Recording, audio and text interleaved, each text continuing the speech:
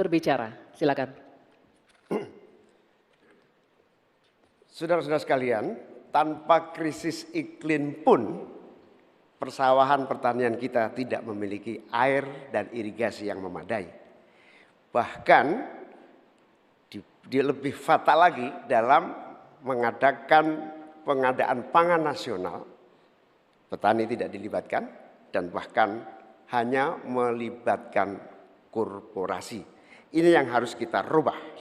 Kita ingin melihat bahwa potensi petani dan seluruh produk-produknya masih sangat luar biasa. Mulai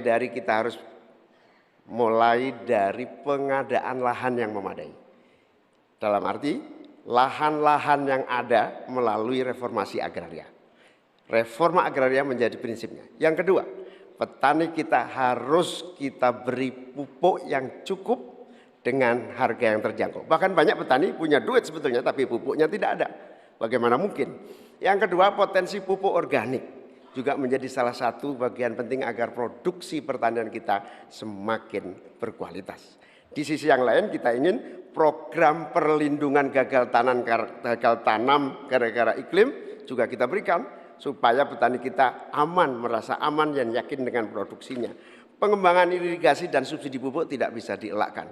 Tidak boleh kita melakukan pembiaran petani kita sehingga kita kekurangan pangan, petani kita tidak diberi kesempatan untuk mengisi kekurangan pangan itu. Kualitas pangan kita bergantung juga kemampuan kita memfasilitasi agar petani kita lebih produktif lagi. Dengan cara ini desa-desa kita libatkan untuk menjadi bagian dari satu kesatuan pengadaan pangan yang berkualitas, sekaligus kita hentikan untuk ketergantungan dari pangan di luar produksi kita sendiri. Baik, terima kasih. Selanjutnya kami persilakan calon wakil presiden nomor urut 2 Bapak Gibran Rakabuming Raka untuk menanggapi. Waktu Bapak 1 menit dimulai ketika Anda berbicara, silakan.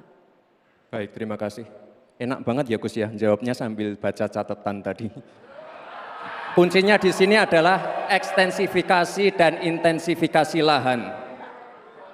Kemarin tahun lalu kita sudah bangun pabrik pupuk di Fak-Fak. Kuncinya untuk meningkatkan produktivitas ya kita harus genjot kawasan industri pupuk.